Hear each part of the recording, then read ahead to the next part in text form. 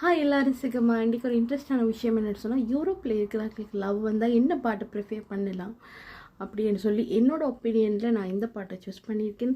Any ideas உங்களுக்கு இருந்தால் comment பண்ணுங்கள். கட்டாயமாக பேக் கமெண்ட் மட்டும் பண்ணாதீங்க. I will try my best. Okay,